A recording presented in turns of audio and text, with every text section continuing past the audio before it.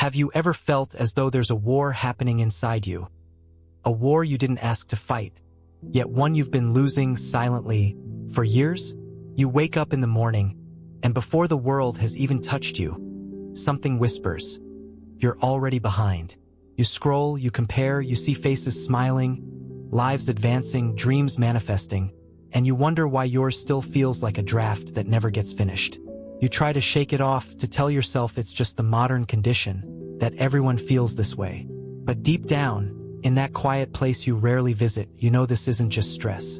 It's something far more ancient, something philosophers, theologians, and leaders have warned us about for centuries. You are not just fighting the world. You are fighting yourself. And the cruel part? You don't even realize how many of your defeats are self-inflicted. The German theologian Dietrich Bonhoeffer once wrote about what he called cheap grace. He described it as the comfortable lie we tell ourselves, the illusion that growth and redemption come without effort, without sacrifice, without confronting our darkness. It's the seduction of thinking, if I just wait long enough, my life will sort itself out. But life does not move that way. Time does not heal what we refuse to face. The truth is, most of us are not defeated by the world, or by the cruelty of others, or by the systems we live under. No, we are defeated by the 1,000 daily concessions we make within ourselves, by the way we avoid the hard conversation, by the way we numb ourselves when we could confront the truth, by the way we give in to comfort instead of struggle, silence instead of voice, distraction instead of meaning. Machiavelli, the cold realist of Florence, said, "Men sooner forget the death of their father than the loss of their inheritance." Why? Because one feels like fate and the other feels like choice. We can live with tragedy, but not with the guilt of knowing we surrendered power over our own lives.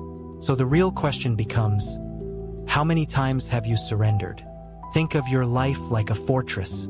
Nietzsche called the human being a rope stretched between beast and overman. He saw us as precarious, always pulled between what drags us down and what could pull us higher. But here's the uncomfortable truth. Most people abandon the climb. They stop halfway across the rope. They settle into mediocrity because mediocrity, at least, feels safe. Plato warned us about this in his allegory of the cave. The prisoners chained in the darkness mistake shadows for reality, because facing the light is blinding. It hurts, it exposes, but it's the only path to truth. And this is the same pattern that repeats today. We chain ourselves to shadows, comfort, consumption, distraction, and then wonder why life feels hollow. But here's the paradox. The thing you fear most, the confrontation with your own reflection, is the very thing that could set you free. Let me tell you a story. In 490 BC, a soldier named Phidippides ran over 26 miles from Marathon to Athens to deliver news of a victory against the Persians. He collapsed and died immediately after. His story is remembered as the origin of the marathon race. But most people misunderstand what makes this story powerful. It wasn't the physical endurance. It was the devotion to a message worth dying for. He carried truth at the cost of his life. Ask yourself, what truth are you carrying? What message is worth your exhaustion, your struggle, even your life? Or are you simply running mindlessly, endlessly, without knowing why? The tragedy of modern life is that most of us are exhausted, but for nothing. We sacrifice our energy not for truth, not for meaning, but for survival in systems designed to keep us running in circles.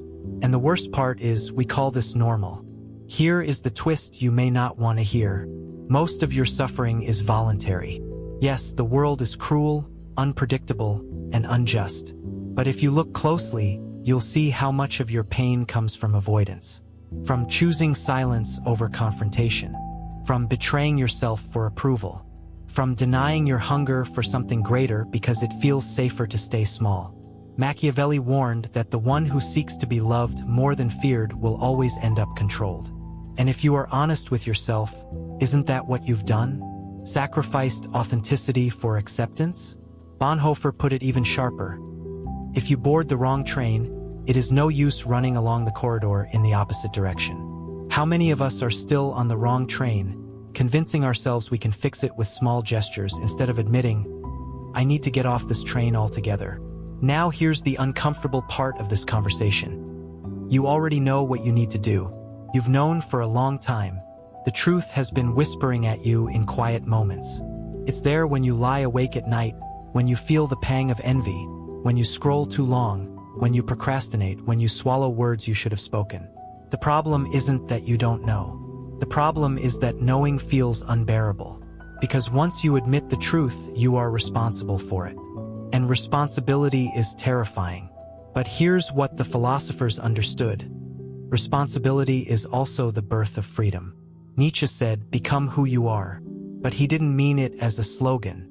He meant it as a demand, a call to peel away every false layer you've built to fit in and to stand naked before your own potential. That is the secret battle you've been fighting. And until you face it directly, you will always lose. So how do you win? Not by conquering the world. Not by forcing others to bow to you. Not by pretending life will hand you clarity. You win by refusing to betray yourself, even in small ways. By telling the truth when lying would be easier. By choosing struggle when comfort whispers your name. By daring to step into the light, even if it blinds you. And most importantly, by remembering this, the fortress is not built in a day. It is built every time you choose what strengthens you instead of what weakens you. That is the work. That is the climb. That is the only way forward. So let me leave you with a thought, one that will stay with you if you let it. The world may break your body. It may strip you of possessions. It may silence your voice, but it cannot defeat you. Only you can do that. The secret battle you've been fighting is not against the world. It is against the part of you that keeps surrendering. And if you can face that part, if you can stand before it without flinching, you will realize something extraordinary. You were never meant to escape the war inside you. You were meant to win it.